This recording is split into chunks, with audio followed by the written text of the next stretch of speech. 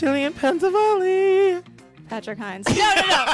This is like going to be my best part of my day, so we have to really do it. Just tell the people what happened real quick. Oh, it took me 2 hours to get here. From your, like, people who don't live in New York City probably don't understand this, but like, whatever. The MTA is the worst. Yeah. The bell is here. Yes. Oh, that feels so good. I actually wanted to, before we started, maybe. Sorry, of course the MTA gets the first ding. Yeah. Of course. I thought maybe we could break in the bell. I'm going to say some names. Oh, okay. Like, Warren are we Jeffs. playing the game garbage or not garbage? Exactly. Okay, ready? Warren Jeffs. Tanya Harding. I wasn't sure how that was going to go. I did a little, but yeah, garbage. Lavanya Harding. And Warren Jeffs gets more, too. Warren Jeffs cannot get a single one if I'm going to do the... Courtney Love. Courtney, are you listening? She's totally listening. She was like our first listener. The weird gay guy from Holy Hell. Oh, like the cult leader? Yeah. There were a couple of weird gay guys in that movie, and some of them were 1,000,000% victims. So I was like, wait, which one? Mr. Becky. With an eye roll. That's like a please. What an easy one. Nancy Kerrigan? Get this garbage bell away from me. Gay Talese. Yeah. Sorry. Sorry, not sorry. Straight, maybe. Gay Talese. Who else have we done? Oh, Gerald Foos, the actual, the voyeur. No, you're a piece of trash. Nick Broomfield. I'm sorry, Nick. This bell. And did you hear I was like slower, like not Warren Jeffs level, but still like Neve Schulman. Is he garbage? Only because it's like how many seasons of that show Catfish is there? How real are those episodes? And when does it get to the point where you're just exploiting these dumb people who think that the guy looks like a supermodel that they're talking to? Like, Right. give me a break. Angela from Catfish. Oh yeah, The mom. yeah, but there's mental health stuff there. Yeah. For sure. But Yeah. also lying about cancer. Sorry.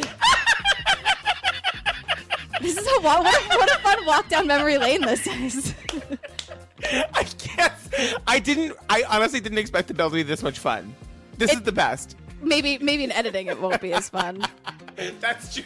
Oh God, we'll have to see about that. Yeah. Well, people in the Facebook group were excited about this, but then there were a couple of people who were like, "Well, she can't just stop saying ding ding ding." So I'll balance it, you guys. I'll do both. Oh, girl, what are we talking about today? We are talking about Beware the Slenderman. I reached across the table. All right, we got to move the water out of the way because I cannot have you spilling water. I know. 2 The weeks from now. Slenderman is garbage, though. The Slenderman himself is garbage. Slenderman is fake. I feel like here's another thing that was discussed in the Facebook group. If you guys haven't joined, please do. Yeah, please do. And it's so much fun. But some people were saying that they were really nervous to not only watch this documentary, but to listen to our episode because they thought it was going to be too scary. Yeah. So I just want to say first, and we'll get into it, but the Slenderman is not a real thing. Sort of like this internet urban legend, but it is not a real entity. No. It's just like the Slenderman stories Right. are like the stories are real, if that makes sense. Yeah, But, and like, we'll the get thing into isn't like real. the origin story. But I will say that the preview for this movie is the scariest preview for any documentary I've ever. It's terrifying. And when it's just audio, you're like, oh my God. I know. The palest man, the blackest suit, bigger than the tallest brute. Fear the man, the slender man, for he can do what no one can. Came upon a 12-year-old female. She appears to be stabbed. She appears to be what? Stabbed. Weier and Geyser are accused of stabbing the friend and leaving her for dead. Police say the suspects were inspired by a character on a website. Slenderman, a faceless ghoul. We never thought she could possibly believe that it was real. Anissa told me we had to. She said that he'd kill our families. Who's he? A man. He can be anywhere from 6 feet to 14 feet tall. He doesn't have a face. His skin is white. She needed to prove that Slenderman existed and would be able to do that by killing somebody. We forget how much it sucks to be a kid. They don't know how to differentiate between fantasy and reality. People are captivated by Slenderman.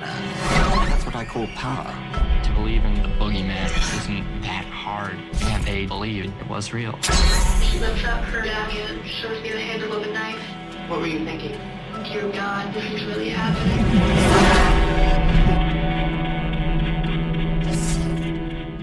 So we open on like this Blair Witch looking style situation with this young girl running through the woods, and there's the camera and the light on the camera, and she's like, it's in the dark.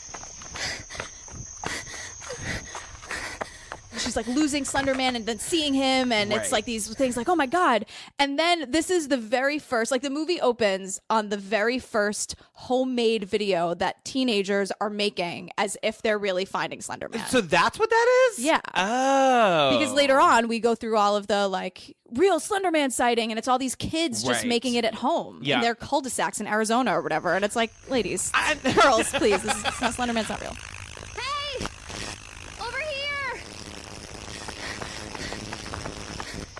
I think that when this documentary first came out, the criticism was that it wasn't at all about searching for Slenderman. It was about these two kids that like did this horrible thing in the name of Slenderman.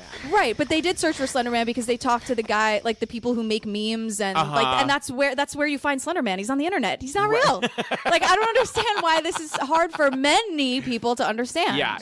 I agree. So it opens with like the 911 call. Oh my God. And the thing about this 911, first of all, I was like, is this 911 dispatcher's first day? I know. Like he like cannot handle the idea that somebody's been stabbed. Like he's like, wait, what? Say what? Say what? We're 3 seconds in and we're already in an, I'm sorry, what off? 911, what's the address of your emergency? Waukesha County, Lynn, I'm transferring over a caller on Big Bend at the dead end just south of Rivera.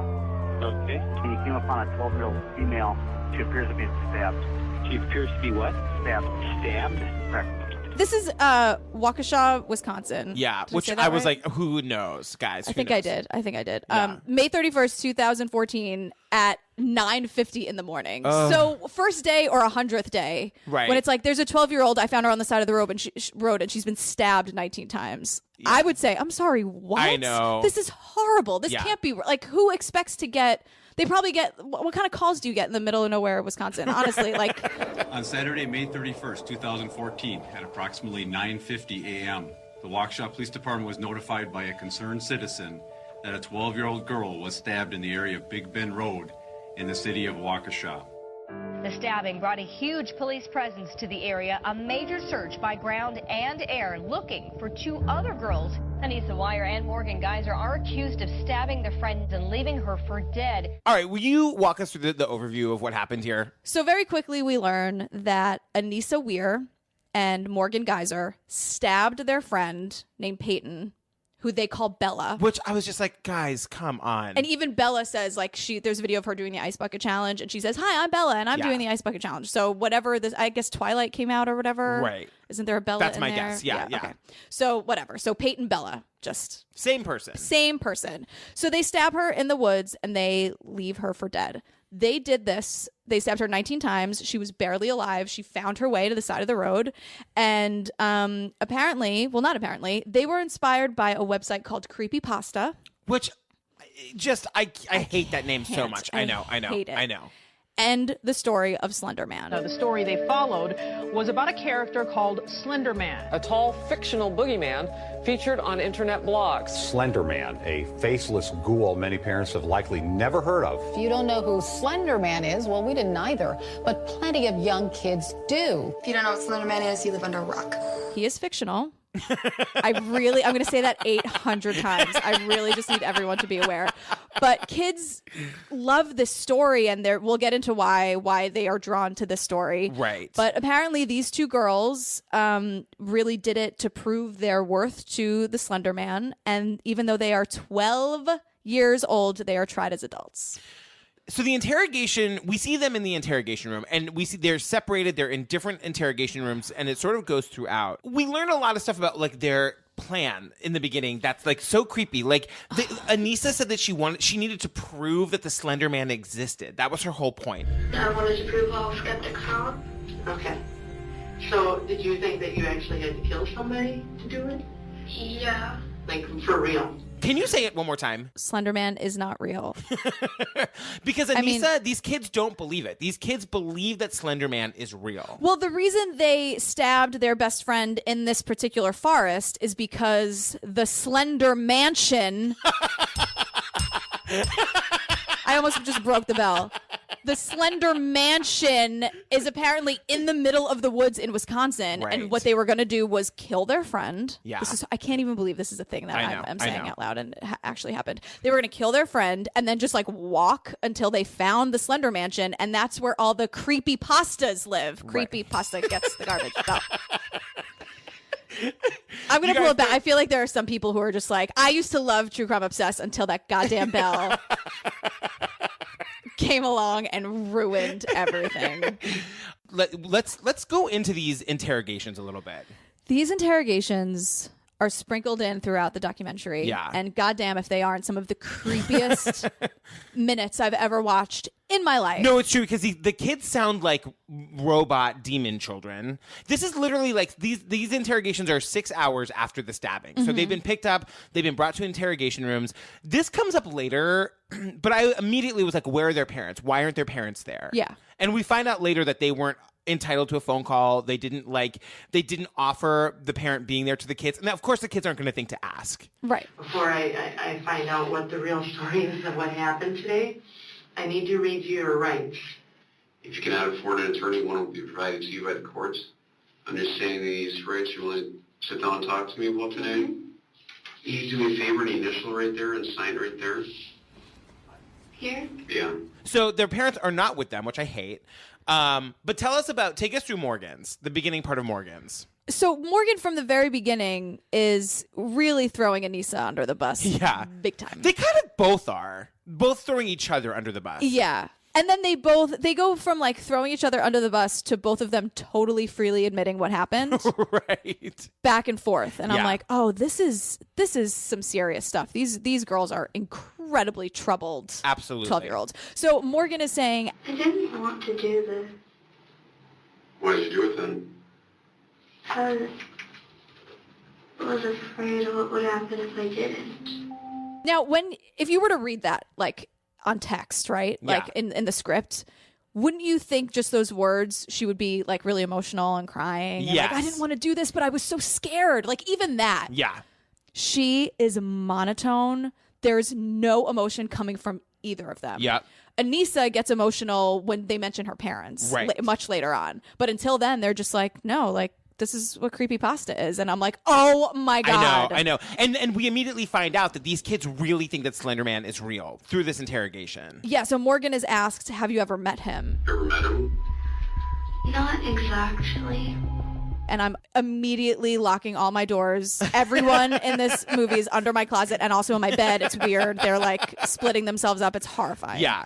And then he says to her, tell me about him. Tell me about him. He watches you. How does he watch you? He can read minds and he has teleportation skills. And like one of the most chilling things is that Morgan is asked, why did you stab Peyton? Why did you decide to stab Peyton? It was necessary. It It is terrifying. I can't handle it. It's not just garbage. I'm scared for everybody involved. This is horrible. I know. Like, what do you have to believe to really think that it's necessary? I know. Well, so then we see Anissa in her interrogation room, and she's being interrogated by a woman, and she says, do you honestly believe that your family would be killed? Because that's Anissa's story. She's like, of course. Yeah. Well, I read it on the internet. Right. When Morgan said to you that if we don't do this for Slender, our families and loved ones are going to be killed, do you honestly believe that? Well, yeah, because he could be anywhere from 6 feet to 14 feet tall. He constantly wears a suit. He doesn't have a face. His skin is white.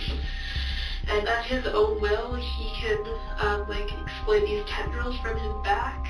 Okay, so then we get like a bit of the Morgan backstory. Mm-hmm. And we meet Morgan's mom, who looks like totally normal. Angie. She seems like she could be anybody's mom. Morgan was a surprise. Morgan was a surprise, and I didn't know how to feel about it at first, but I knew that I loved her, and she changed our lives drastically and for the better. Yeah, I think she's a little, from what things we learn later, and I get this vibe from her right up front, she's a little naive and a little bit in denial. I agree. So Morgan was a super cute kid. Like this cute, beautiful little like blonde girl. And she like loved to play the piano. She's talented. She was super talented at everything. So, and Angie also tells us that Morgan wasn't self-conscious or worried about what anyone thought of her. So at first, Angie thought, great. Even from little on, she didn't care what people think about her, which I think is a wonderful trait, especially for a girl. And girls are usually so self-conscious and concerned about what others think of them. And Morgan was never like that. And then here are the odd things about Morgan. She didn't react the way that you would expect her to react, like at the movies. Like if something bad happened to the main character, she wouldn't have empathy for them. This is the first time in this documentary where I'm like, are you seriously playing this whole fucking clip? Are you doing this? Are you seriously doing this? I know. So Angie tells us that Morgan had no emotion when it came to Bambi. They play the scene. You know the scene. I know. The scene. Yeah, the scene where Bambi's mother gets shot. All right. We were so worried to watch it with her because we thought she was going to be so upset, you know, when the mother died. But the mother died, and Morgan just said, "Run, Bambi, run, get out of there, save yourself." You know, and she wasn't sad about it. And meanwhile, I'm like, I haven't watched this movie in decades. I know. And they're making me sit through the scene. I muted it and looked away and wrote notes about something else, which is I did later on as well, and you guys will know why. So Angie, the mom, tells us that they become aware of their daughter's interest in the Slender Man. Mm-hmm. We were aware that Morgan was interested in Slender Man. She would show us some of the characters and some of the stories. While I wasn't thrilled about her interest, I didn't really see the harm in it either. We never thought for a moment that she could possibly believe that it was real. And she has this great analogy where she's like, when I was Morgan's age, I remember biking home from the library with Stephen King's It, you know, so I liked that sort of thing too when I was her age. And I think most kids her age do like scary stories and horror movies and scary stories on the internet, you know, so that's all that we thought that it was. And now we learn about Anissa. Yeah. It opens with this like super creepy video of them singing that "Bring My Body Back to Me" song. Yeah, that was weird. That went on for too long, much like a lot of this documentary. Bring back. Bring back. Oh, bring back my body to me. And we hear Anissa's backstory, I guess, from her dad, Bill. Yeah. Because Bill and Christy are no longer together. Christy is Right. Anissa's mom. Bill is super dilfy, by the way. Bill has his shit together. Yeah, totally. Bill goes through how like there were rules in that house. You know, people have asked me if I saw any signs in my daughter and this and that. And I was like, no, I knew what she was doing in here. You know, there's all of the kids, not just Anissa, all of them. They know there's, you know, no closed doors in this house unless you're fresh out of the shower or getting ready for bed. No, we're taking his word for it, but he seems like a no shit kind of dad. And I think that he's very much trying to head off the idea that he was the uninvolved parent. Yeah. For people to say, you know, I wasn't involved, you know, apart from sitting in the corner and watching every move she makes, I don't know how much more involved I could have been. So now we're sort of back to the interrogation room. And this is so creepy. What does Morgan say? Do you know? She asks what happened to Bella. Right. And then she's like, you know, Bella was the one who got stabbed. Morgan, we know. Do you know what happened to Bella? She's not Anissa. She's the one who was stabbed. Stabbed? I'm not really sure. Is she dead? I don't know. And then it cuts to Anissa in her interrogation room. She basically wants to know how far they walk because her Fitbit was broken. She wants to know how if she got her steps in. Right. Can I ask a quick question? Sure. I just wanted to know how far I walked because I'm usually not very athletic and just want to know. Okay. Do you know how far that would be? There are so many times it cuts to these kids and they ask a question that sounds like they are showing remorse, and then it's a completely non-remorseful, self-serving question. Which is why we learn right around this time that they're going to be tried as adults for first-degree murder. Yes. That's a Wisconsin law, if I'm not mistaken. Yeah, and they face up to 65 years in prison. Let's learn a little bit more about Slenderman. Okay, you guys. This cast of characters. This is like an adventure in Skype. My favorite thing is there's like a 3-minute montage of how nobody can make Skype work ever. Not a single person. Not a single person being interviewed. Hello, Dr. Zipes. I don't have... wait. Hello? Actually, the quality seems fine on my end, and yeah, my Skype is just not having it today. Have we started now? It just immediately made me think of Gay Talese. Yeah. Like, Gerald! Hello? Can't get a word in edgewise. Hello, what's the matter? What is it? What's the matter? Well, the first guy we meet is Trevor J. Blank, PhD. What is his title? He is a digital folklorist. How do you think that conversation went with his parents? Mom and dad, dad and dad.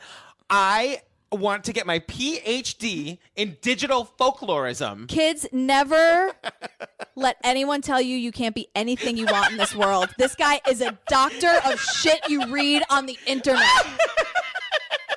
Don't let anyone tell you can't be exactly what you want to be.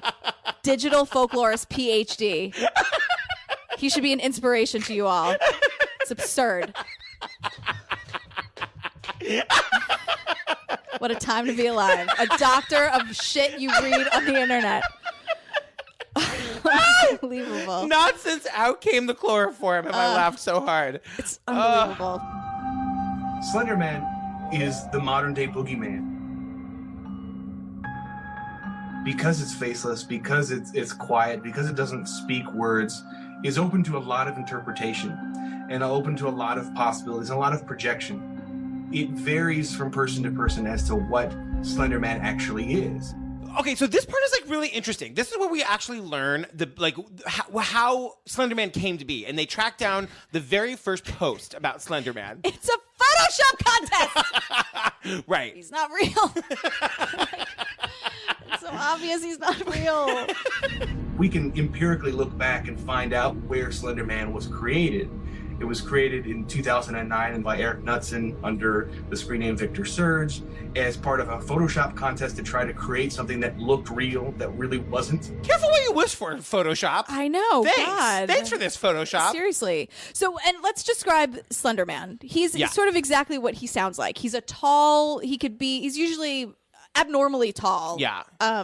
6'5" at least, I would say, and even all the photos that they show. Yeah. Super slender, and he doesn't have a face. Right. He's just like a white face, which again is like, he can be anything you want. Exactly. Totally. It encapsulates symbolically a lot of these other kind of societal fears that we've had for ages and ages, and kind of conveniently wraps them up and makes it really malleable. Because really, Slenderman can be whomever you want him to be. He's sort of, our digital folklorist friend says that he's the Grim Reaper with a heart of gold. Right, because this is where we start to learn that the thing about Slenderman is that he's there maybe to save the kids. He's not there to torment the kids. Right. These pictures are not so much him showing up on the playground to snatch kids away, but to rescue them.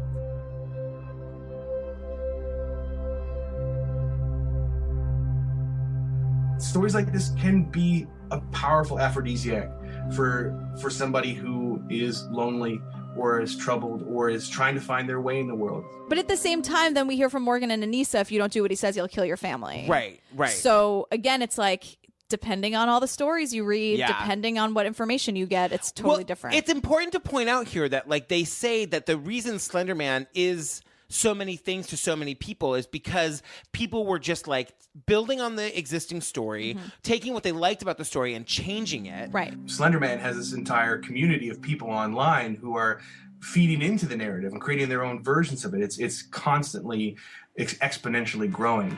It's just the idea that like Slenderman is meant to embody anything that anybody is afraid of. So like you can custom fit it to your personal fears, and that's what people do. Yeah. Sort of when you need him the most, he can become a very comforting figure. Right. And then when there are mental health issues at play, that becomes delusion.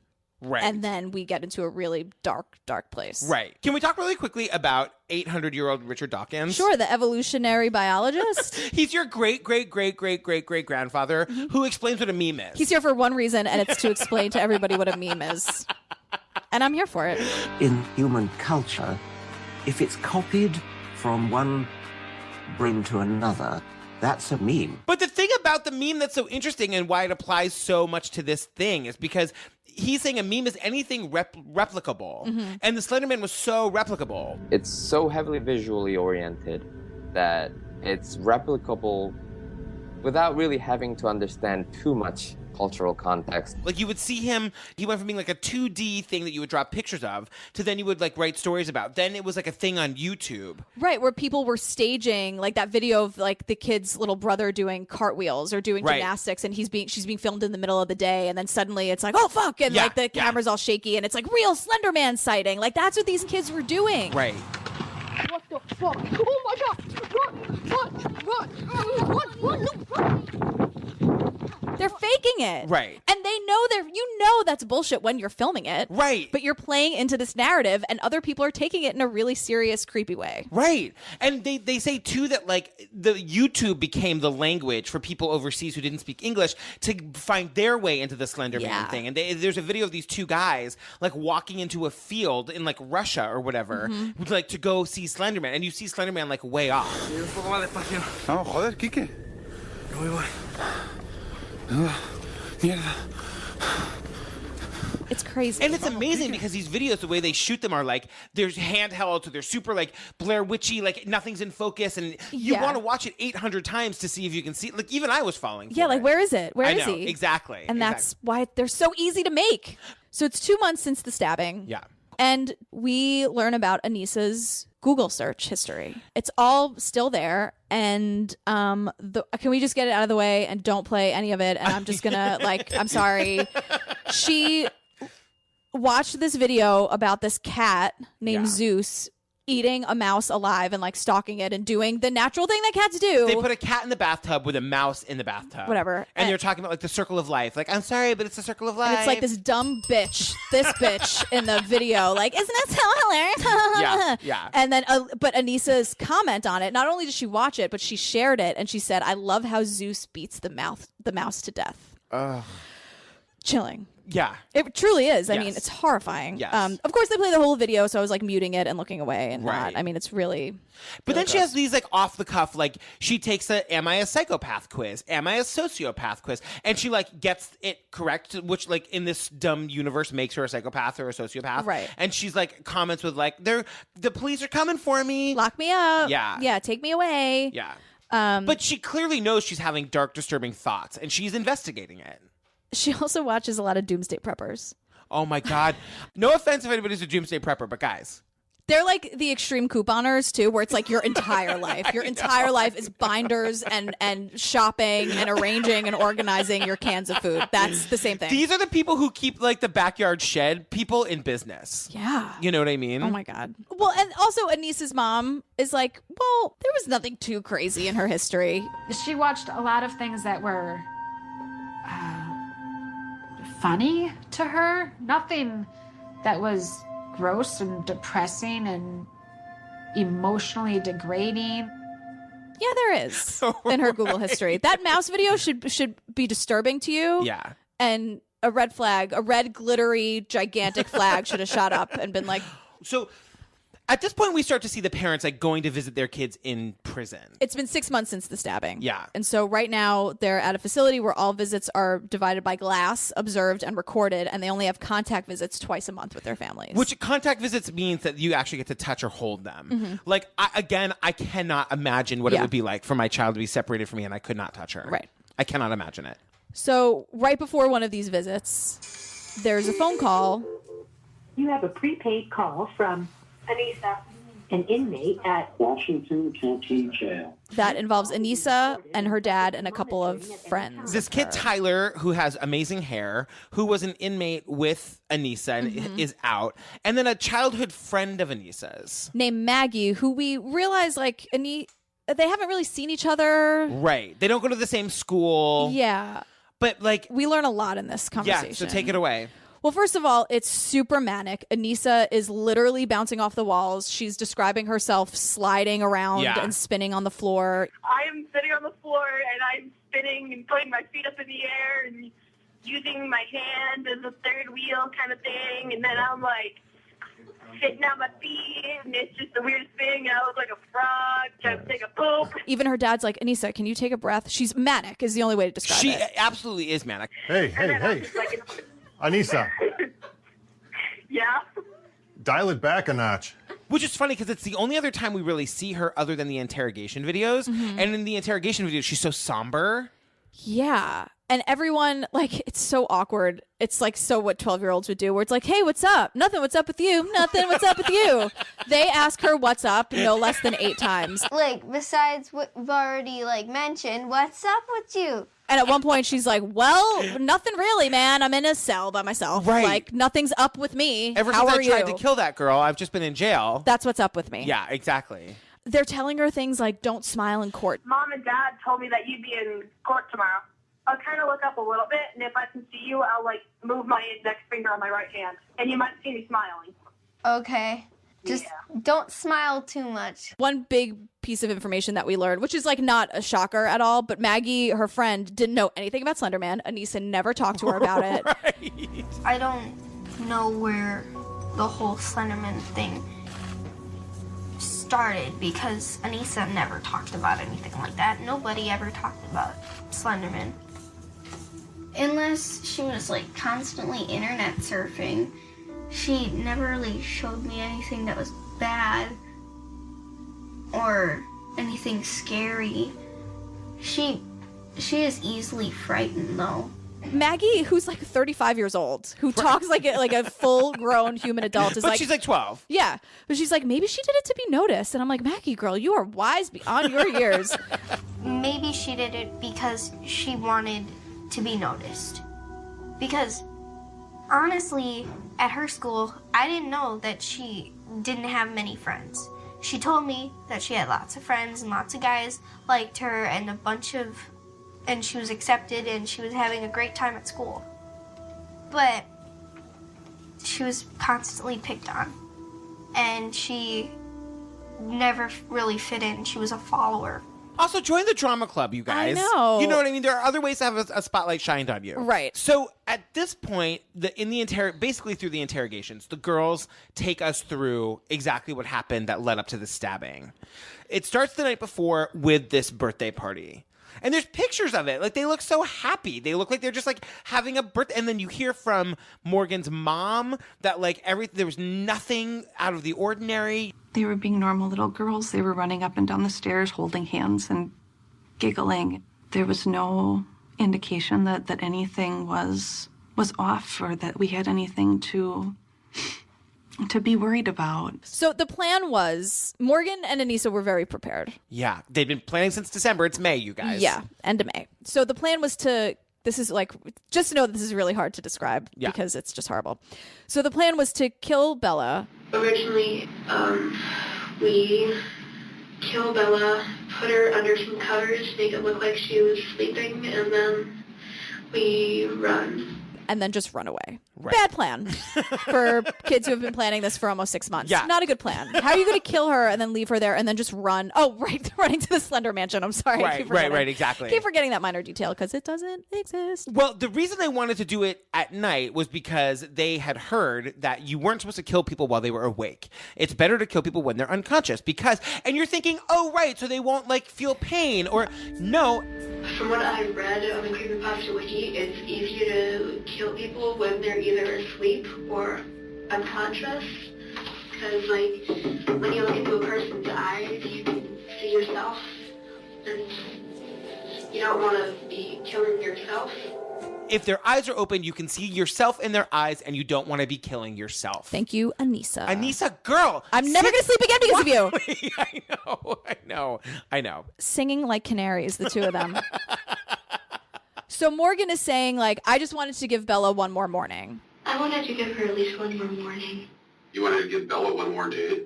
I wanted to see if I could put it off forever, but it didn't seem to work out like that. So they, like, wake up and have a normal breakfast, and they ask Anissa's mom. Donuts, by the way. They had donuts for breakfast. Right. It's my dream breakfast. So they ask Morgan's mom, can we go to the park? And she's like, yeah. And everything was very normal. The girls were laughing and having a good time. And they asked if they could go to the park.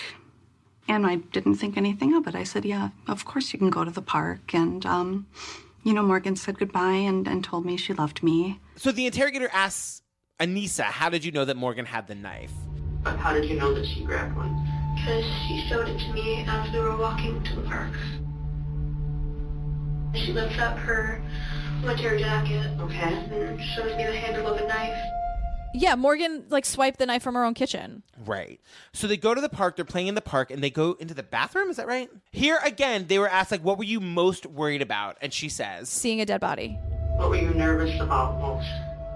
Seeing a dead person, because the last time I saw a dead person, it was at a funeral, and it was my uncle. Not killing my friend or No. hearing my friend's painful screams. Or, like, do the act of stabbing someone. The act Right. of stabbing someone is one of the most vicious, if not the most vicious way, other Yeah. than, like, beating. Like, it's such a personal, vicious, horrible, horrible thing. Right. That I can't... No, but just seeing a dead body. Right. Okay. All right. You're in my closet and under my bed. It's totally fine. I'm never sleeping again. Right. So... The plan was to stab her in the bathroom. So they And get her then into the bathroom. They get her into the bathroom. And Anissa straight up is like, can you go to sleep? Can you just go to bed? And Bella's like, Right. no. Like, Right. that's not really how it works. And Anissa's like, you need to go to sleep. So Bella's like, okay. And just, like, closes her eyes. Right. At which point, Anissa smashes her head into the concrete wall. Yeah. To, like, help Anissa not see a conscious person as she's stabbing her. Right. No, here's the thing. We're not victim blaming. I'm not victim blaming. But, like, she smashes her head into the wall.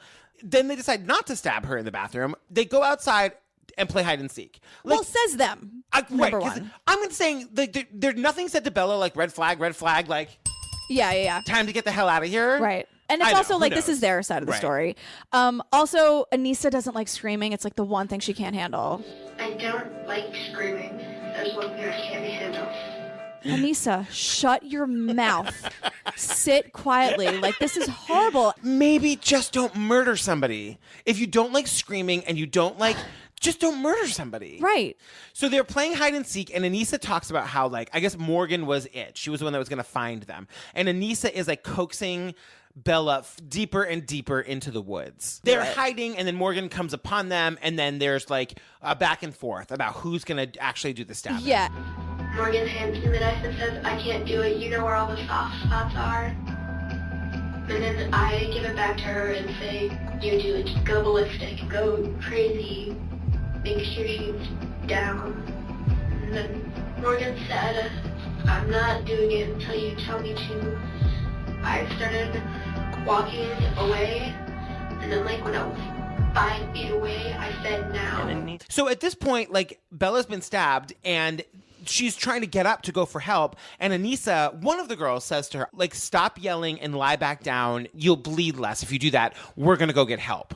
And so they basically leave her to die because they have no intention of getting help. Right, and they say that. They're like, no, we were going to the Slender Mansion. I don't know how many times we have to say it. Right. We were not right. going to go get help. So then Bella, like, crawls out to a service road or something, and it's discovered by a biker. That's how she gets found. Otherwise, she would have just bled to death in the woods. Yeah, she is a strong, badass 12-year-old girl. Yeah, absolutely. She saved her own life. Can you imagine after like the shock and actual trauma she must have been in to say, nope, I'm not going to do this. This is not going to happen to me. Yeah, she's alive and well. Well, she's alive and getting better somewhere right at this very moment. That's incredible. I'm getting full body chills I thinking know, about it. I know, Like I she's a know. hero. Now we're seeing like the court proceedings. And again, these court proceedings are meant to determine whether or not the girls will be tried as adults. The first one that they're dealing with is Anissa. So this Dr. Michael Caldwell guy who's like, question mark, because he is going on and on about this diminished ability to understand what's real or not real and explaining like that's what a psychopath is. And, you know, for like an hour and 18 zillion more hours, what it feels like in this documentary, we've seen two girls who clearly can't tell what's real and what's not real, right? So this whole time as he's describing it, I was like, he's going to say that one or both of them are psychopath, right? Right. He says Anissa does not show signs of a psychopath. I'm confused by that. I know. So I've done quite a bit of research on the early stages of psychopathic personality in adolescence over the last 20 years. Based on your experiences and testing of Anissa, she does not carry that particular diagnosis. No, she has really no characteristics of a psychopath or a sociopath or anything like that. So then we see this like battery of psychologists and private investigators that are called to the stand to testify to Morgan's mental stability. Yeah. And it's like right from the beginning, we meet a private investigator who talks about like going into her room and finding all of these journals. Could you just describe in general terms what you found in the bedroom when you went through it? There were numerous notebooks and pieces of paper with drawings and writings pertaining to the Slenderman character. So she's been diagnosed with schizophrenia, unspecified, oppositional defiant disorder, and bronchial asthma. The asthma was my favorite part. I was like, okay. Mild intermittent. But then we cut to Morgan's family, and now we're meeting Morgan's dad for the first time, and this is where we get some major information. This makes me crazy. This makes me crazy, too. Because Matt Geyser is Morgan's father, and we learn that he suffers from the same mental illnesses that Morgan does. Right. Well, we knew her diagnosis before we went to meet them at the hospital. We had a conference call with two of the doctors, so we were prepared. And the reason that we all went up there actually was so that we could tell Morgan what her diagnosis was. And we thought that it would be helpful for her to know that her father also had the same mental illness, because we had never told her previously that Matt had schizophrenia. And the thing that makes me crazy is that they never told her. And then right. Angie, this bitch, in the beginning is like, I just don't know where this came from. Right. Where it's like, oh, that's what makes me so mad. And that's why, like, if you go back and listen to her or watch her, you're like, this is a total act. Well, and that's why the ending, if you like, makes you rethink all of her stuff in the beginning, because she's noticing these character traits about her kid that are like, ding, ding, ding. These are character traits of somebody who is potentially going to have some sort of mental disorder, which clearly runs in the family, which is why when they say she was a surprise, now it makes sense, because they probably never meant to have biological children, because his serious illness is hereditary. Because they didn't want this to happen. And then and you hear him describing his own illness. The heartbreaking thing. He's crying real tears the whole time. Yeah. Like the glaring demon, devil, like that, you're like, okay, this is clearly not real. But it doesn't matter. Like, I've had where, like, you can, like, see it, and, like, you know it's not real. It totally doesn't matter, because you're still terrified of it. I know the devil's not in the back seat, but the devil is in the back seat, you know? So it ends that we find out the judge denies their request for juvenile court, and they're going to be tried as adults. And the updates that I found were on my birthday this year. Oh my. December 21st, or last year, 2017. Anissa was sentenced to up to 25 years in a state mental institution. And what about Morgan we're still waiting for because she arranged a plea deal with prosecutors. Oh. So that was supposed to be announced in December, but it hasn't been. But she's going to have a psychiatric evaluation that began in November. Wow. So her update should be coming pretty soon.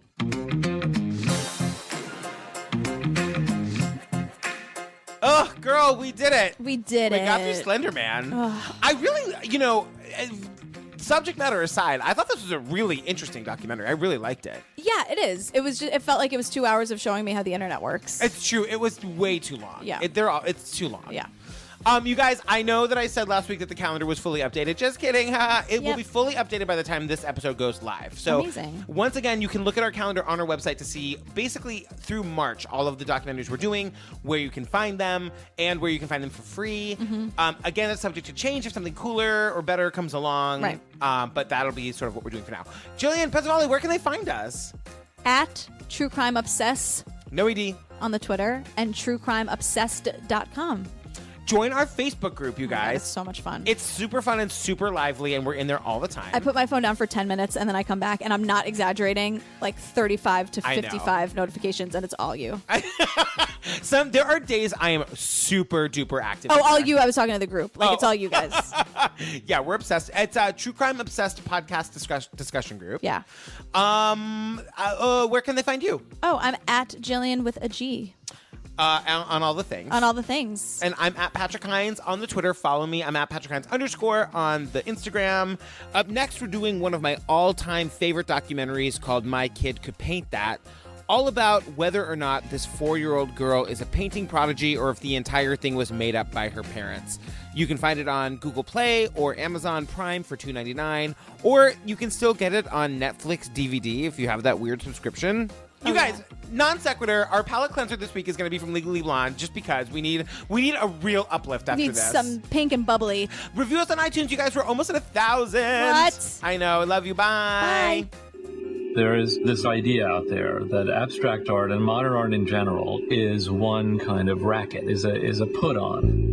And that if a child can do it, it sort of pulls the veil off this con game. All I really want for Marla is to be a happy, well-adjusted kid. People are asking about this art for real. They want to know who did it, and they want to know how much it cost. I told this to the parents the first time that I saw her work. You're in for a wild ride. I hope you're prepared for this. We began tonight with something of a mystery. Even if a 3 or 4-year-old didn't do them, you'd like them. The fact that she is 4 makes it really incredible. So what do we have here? You have a genius. Yeah. The New York Times picked up the story, and it was like somebody had ignited a fuse. 10 of her abstract paintings sold for thousands of dollars. Some big bucks as well. Oprah just called. The owner of the Houston Rockets just bought one. It's probably the most popular story in the world right now. This is eye-opening to me to see her actually painting, because she's not doing anything that a normal child wouldn't do. Is 4-year-old painter Marla Olmsted a prodigy? Some question the authenticity of the artwork. Marla has been the sole creator of her work. No one has touched any paint to her canvases. Everybody's trying to shape the story into something that they want it to be. What have I done to my children, putting them through this? I think that she definitely has a gift, something that's very advanced. Is there any other explanation? I'm sure they must feel a little nervous now about you. You don't want to talk at all about your new paintings? No. I choose to trust you. I don't think anybody really knows what you're going to do with the story. Where are you going with it now? I want footage of Marla painting that'll put my doubts to rest. My reputation's on the line here as well. Turn off the camera. The whole story really is about grown-ups. She's just a little girl painting in her house.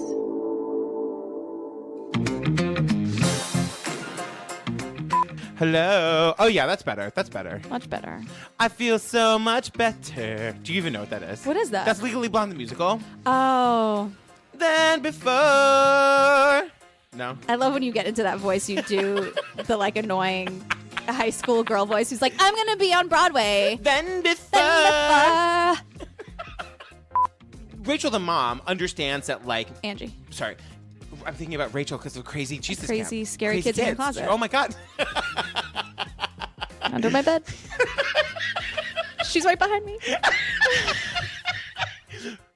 Again, not a mother. Assuming that you would find ways to justify it. I was just going to say you're kind of like my mother. Oh. Okay. What about when Morgan's parents are describing the dollhouse that she made? Oh my God. They're just, it felt like Out of Waiting for Guffman to me. It felt like not real. Like, because they're like, this little computer, look, it has writing on it. There's a miniature TV. Look, there's a courtroom drama happening. Isn't that funny and creative? There's courtroom drama. And I'm like, Morgan's mom, you need to have a little bit of awareness. I know. Take a little bit of responsibility. Do you see these parents who, like, you just assume are garbage parents? But they're not garbage parents. That was Patrick. That was me. I shouldn't do the bell. It should just be for you. And you reach over the table like you're just... the visual is great. And then we see the judge, and I just have to say the judge walks in, and I literally screamed, oh my God, it's Orville Redenbacher. Totally. He's got like the bow tie. Like, he looks exactly like Orville Redenbacher. You're like, oh my God, I'm stress eating your popcorn right now, sir. So nice to see you. When I was in ninth grade, we had a science class that had a snake. Nope. And they would, once a month, they would feed the snake a live mouse, and you could come and watch if you wanted to. I know. What kind of monsters did I go to high school with? Allison, Sue, we're not talking about you guys. Maybe she's what you prefer, but hey, last year I was her. Maybe you will change your mind, but you might look up to find I've gone on to better things, better jobs, or bigger rings. I don't have the time to cry. I'm too busy loving my name up on that list. Kind of a cool, ironic twist. Who else can I tell? Ooh, where's my cell? Mom will fall on the floor. Hey, Mom, look at my name in black and white. Your daughter's doing something right. I feel so much better. I'll be there on Monday, 9 o'clock. And we will see who wants to walk. No, I can't wait. I will be there at 8 when they unlock the door. Oh, I'll even dance in black and white. See, I have not begun to fight. And you'll go much better. And soon all y'all gotta know much better. I am so much better. I am so much better. I am so much better. I am so much better than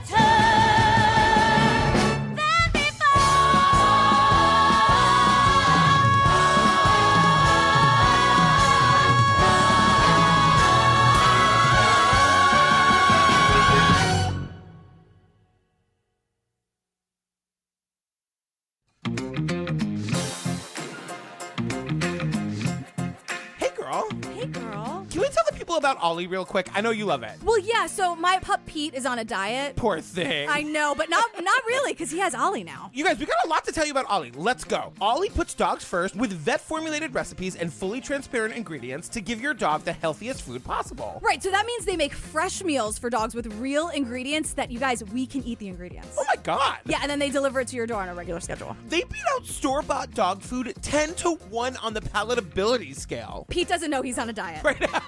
With Ollie. And so these vet-formulated recipes, they're made with all natural ingredients, no preservatives, and they're sourced from U.S. family farms. You guys go to myollie.com, answer a few questions about your dog, and they'll customize recipe to your dog and ship pre-portioned meals so your pup gets the perfect portion every time. I know, they address it to Pete. It's the cutest thing in the world. Do they really? Yes. You guys, they've delivered 5 million meals and counting. Shipping is free, and if your dog doesn't love the meals, they have a money-back guarantee. Right, so Ollie is offering our listeners 60% off your first box, plus a free bag of treats at myollie.com/try/TCO. This is the best deal they have available anywhere, you guys. Go to myollie.com/try/TCO for 60% off, plus a free bag of treats. Right, and that's spelled myollie.com/try/TCO. Go! We love you. Love you, dogs. Bye.